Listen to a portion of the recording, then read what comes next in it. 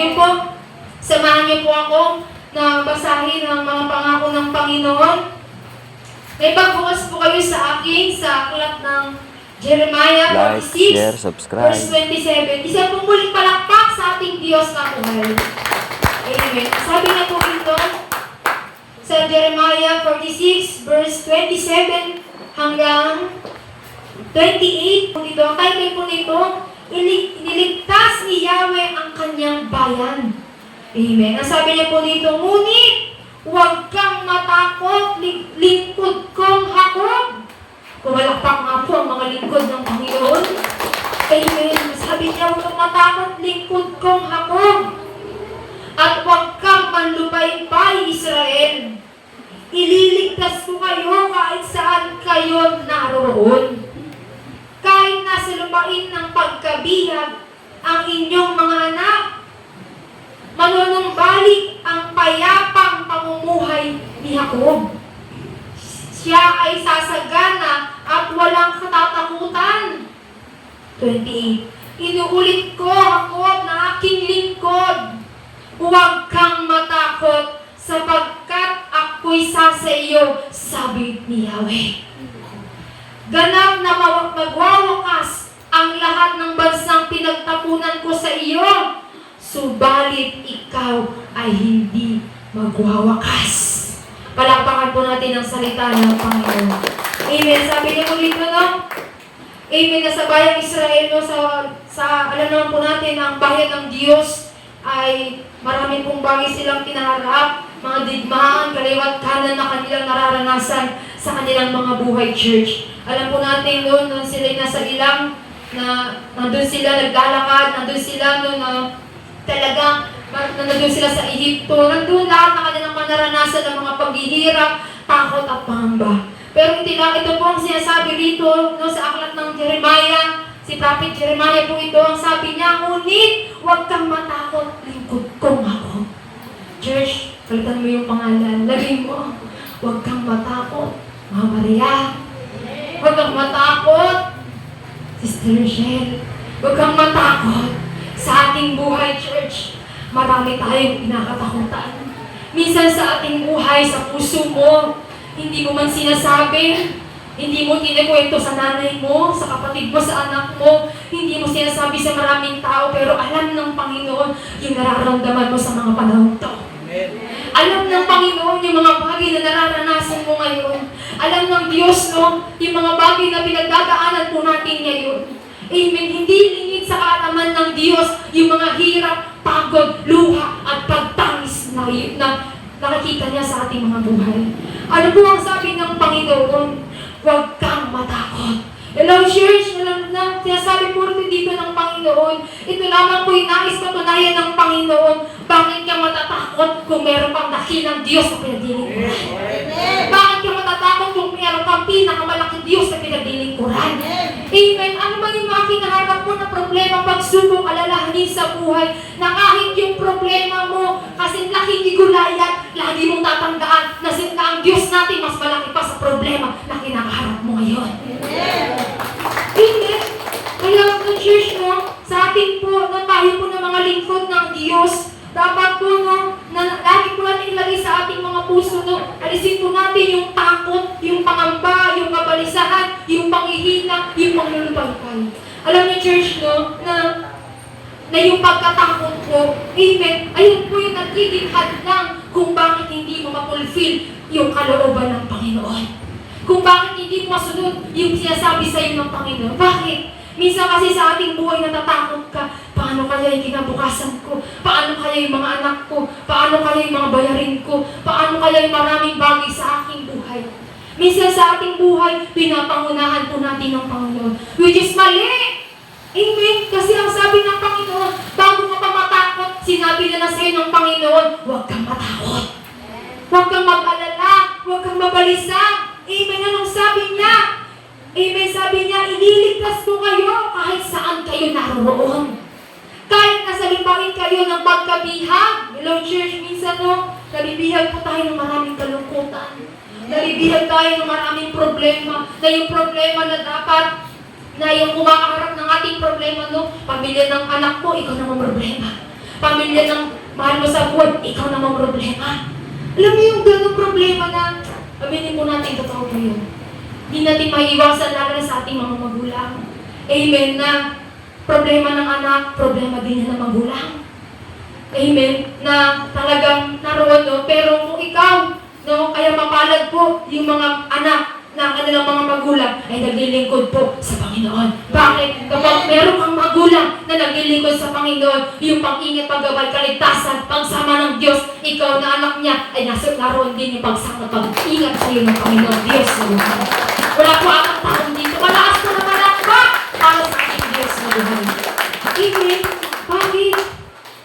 Tayo nababalasa sa maraming bagay. Bakit tayo natatakot sa maraming bagay? Nangangako po ang Panginoon Church. No? Alam po natin yung mga takot na yan, pangamba. Nalala niyo po yung kwento, no? Lagi ko po itong favorite na kwento sa buhay ni Pedro. Nung siya po nung nakita niyo po si Jesus Christ na naglalakad sa ibabaw ng tubig, anong sabi niya? Panginoon, kung talagang ikaw yan, papuntahin mo ko dyan. Anong sabi ng Diyos? Sabi ni Jesus Christ, halika. At nung siya po'y naglalakad, nakatingin siya sa Diyos.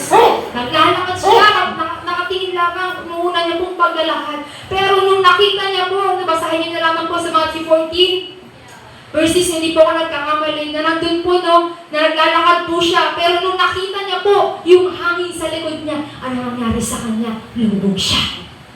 Amen? Lumubog siya, pero dahil, amen, makikita po natin dito, no, na kapag po tinignan natin yung maraming bagay, na pag tinignan po natin yung maraming bagay sa ating buhay, tinignan mo yung pamilya mo, yung mahal mo sa buhay, tinignan mo yung problema mo, may chance na lumubog ka. Pero kung ikaw na naglilingkod sa Panginoon, nagtitiwala, nananampalataya na meron kang Diyos na pinaglilingkuran, amen, na anumang pagsubok na yung kaharapin, magpapatuloy ka. Amen. Ano sabi? Fix your eyes on Jesus. Amen. Ituon po natin. Kasi no, si Pedro, hindi siya natakot. Makakalakad siya at mapupuntahan niya ang Diyos. Pero dahil po siya'y natakot, kaya yung takot na yan, no, totoo po yan, na kapag nanguna yung takot sa ating buhay, hindi mo pupulfill yung kalooban ng Panginoon. Hindi mo malalakaran yung kalooban ng Panginoon. Alam mo, church, no, naalala ko na naman, no, na hindi na sa aking buhay, na hindi ko po na pinabuhay yung mga takot pangamba na yan. Nang simula nung year 2020 na akala ko hindi na ako makakapag-aral. Pero hindi ko nilagay sa puso ko yung takot. Hindi ko nilagay sa puso ko yung pangamba. Kahit pamilya ko na mismo yung nanggaganon sa akin. Amen? Kitang-kita ko po ang lahat ng yan. Pero hindi ko po tinignan yung maraming bagay na yun. Bakit?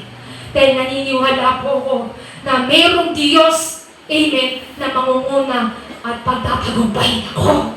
Amen? Amen. At hindi ako natakot, hindi ako nangamba, hindi ko nga rin po yung lubusang maisip na may tao magpapaaral sa akin. Amen? Bakit? Pinakita ko sa Panginoon na ano man aking danasin, ano man ang aking maranasan. Amen. Hindi ko pinakita na natatakot ako, na baka hindi na ako makapag-aral, baka hindi na ako makagraduate, na hindi na, alam mo yun, yung kahit na nakikita ko na yung mga bagay-bagay, mga pangit na sinasabi nila, mga pangit na kung ano, mga negative na nasa paligid, hindi ko po yan tinignan. Alam, isa lamang po ang tinignan ko, ang salita ng Panginoon. Amen. Wala po atang tao. Ang salita ng Panginoon, huwag mong pakinggan yung maraming tao sa paligid mo. Huwag mong pakinggan yung mga sinasabi ng tao sa paligid mo. Ang pakinggan mo yung sinasabi ng Diyos sa buhay mo. Amen? Ang pakinggan mo ang Diyos na nagmamay-ari ng buhay mo at buhay ko.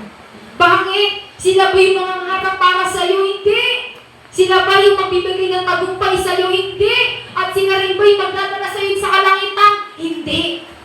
Amen? Kaya sa buhay na ito, lagi po tayo, no, na magtiwala sa Panginoon. Amen. Ano man nating danasin, no, church? Amen. Lagi po natin natandaan ang sabi ng Diyos na sa 1 Corinthians 10:13 na walang anumang pagsubok na ibibigay sa iyo ng Diyos na hindi mo kayang pagtagumpayan. Sa halip, sa pagdating ng pagsubok, bibigyan ng kanya ng lakas para ka magtagumpay. Amen. Binigyan ka ng Diyos ng lakas. Kaya church, no, para po sa ating, no, na minsan dumarating tayo na di maiwasan yung mga panghihina, di maiwasan yung takot, pangamba, kabalisahan ng ating mga bagay na nararanasan. Pero ito po ang sabi ng Panginoon, manunumbalik ang payapang pamumuhay ni Jacob. Church, nangangako po ang Panginoon na kung sa mga lumipas na araw, balisa ka. Na sa mga lumipas na araw na problema ka. Na sa mga lumipas na panahon ng iyong buhay, punong-puno ka ng bigat, kalungkutan, hindi ka payapa. Ngayon, church, narinig mo yung pangako ng Diyos. Anong sabi niya? Manunumbalik ang payapang pamumuhay ni Jacob. Amen. At kagaya po ni Jacob, tayo rin po'y lingkod ng Panginoon. Kaya tayo po na naglilingkod, sumusunod sa Panginoon. Yung kapayapaan na hindi kayang ibigay ng mundo ay ibibigay po sa atin ng Panginoon. Yung kapayapaan na nagmumula po sa Panginoon. Amen. Amen. Church, ano sabi niya sa John 14:27? Kapayapaan ang iniwan ko sa inyo. Ang aking kapayapaang ibinibigay ko ay hindi katulad ng kapayapaang ibinibigay ng mundo. Huwag kayong mabagabag at huwag kayong matakot. Amen. Yun po ang sinasabi ng Panginoon. Church, alam mo na ito lang po ang sinasabi ito ng Panginoon. Na sa ating mga Kristiyano naglilingkod, sumusunod sa kanyang kalooban. Lagi po natin naisipin na yung problema, bigat, takot, pangamba, kabalisahan, lagi yan nandyan, nakabuntot sa'yo. Amen. Imaaligid yan. Amen. Pero ikaw na naglilingkod sa Panginoon, nagtitiwala ka na ng palataya ka sa Panginoon. Amen. Na ang Diyos ang bahala. Amen. Lagi po natin tatandaan na lahat ng laban mo ay laban din ng Panginoon. Amen.